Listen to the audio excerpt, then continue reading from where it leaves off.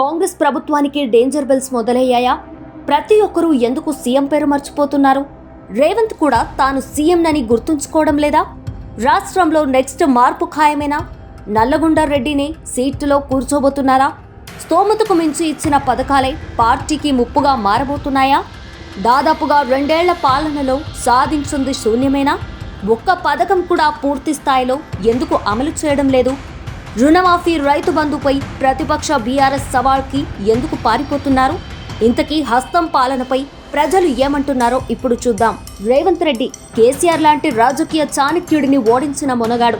ఓ విధంగా కాంగ్రెస్ పార్టీ అధికారంలోకి వచ్చింది అంటే రేవంత్ రెడ్డి వల్లే అనేది ఒక కారణమైతే, బీఆర్ఎస్ ఎమ్మెల్యేలపై వ్యతిరేకత అనేది రెండో కారణం.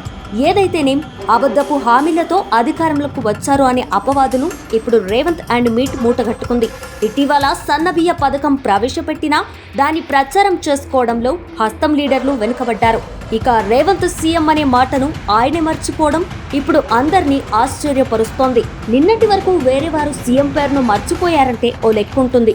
ఇప్పుడు సాక్షాత్తు రేవంత్ రెడ్డి ఉత్తమ్ కుమార్ రెడ్డి ముఖ్యమంత్రి అంటూ సంబోధించారు. అంటే రేపో మాపో సీఎం మార్పు ఉండబోతుందని తెలుస్తోంది.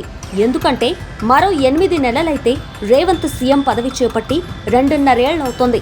అంటే సీఎం సీట్ను షేరింగ్ ఒప్పందంతో రేవంత్కి ఇచ్చారని తెలుస్తోంది.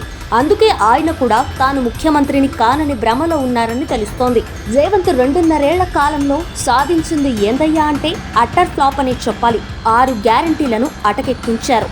అమలు చేసిన పథకాల్లో కొర్రీలు పెట్టారు. ఓ విధంగా చెప్పాలంటే సాట్లో బూడిద పోసి వదిలేశారు.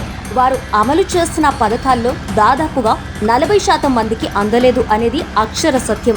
అదే రుణమాఫీ, రైతు భరోసా విషయంలో మాజీ మంత్రి కేటీఆర్ చేసిన సవాల్కి ఏ ఒక్క కాంగ్రెస్ లీడర్ ముందుకు రావడం లేదు.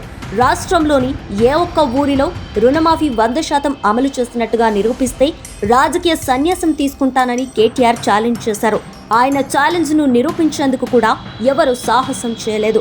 ఇప్పుడు స్థానిక సంస్థల ఎన్నికల్లో రుణమాఫీ అంశం కాంగ్రెస్ పార్టీకి పెద్ద దెబ్బగా మారబోతుంది. అందుకే కాబోలు రేవంత్ రెడ్డి స్థానిక సంస్థ ఎన్నికలు అంటేనే వాయిదాలు పెడుతున్నారు. సీఎం రేవంత్ రెడ్డి పాలనపై ప్రజల నుంచి వస్తున్న స్పందనను చూసి అందరూ షాక్ అవుతున్నారు. ప్రస్తుత కాంగ్రెస్ పాలన కంటే కేసీఆర్ పాలనే 100కు 100% బెటర్ అనిస్తున్నారు.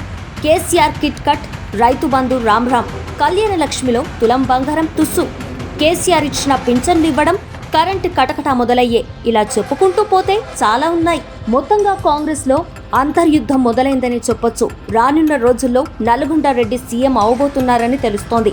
మొదట కూడా ఉత్తమ్ సీఎం అవ్వాలని చక్రం తిప్పారు. కానీ అధిష్టానం మాత్రం కష్టపడిన రేవంత్ ని గుర్తించి ఇచ్చింది. కానీ ఇప్పుడు రేవంత్ మాటలతో అసలేం జరుగుతుందో అర్థం కావడం లేదు.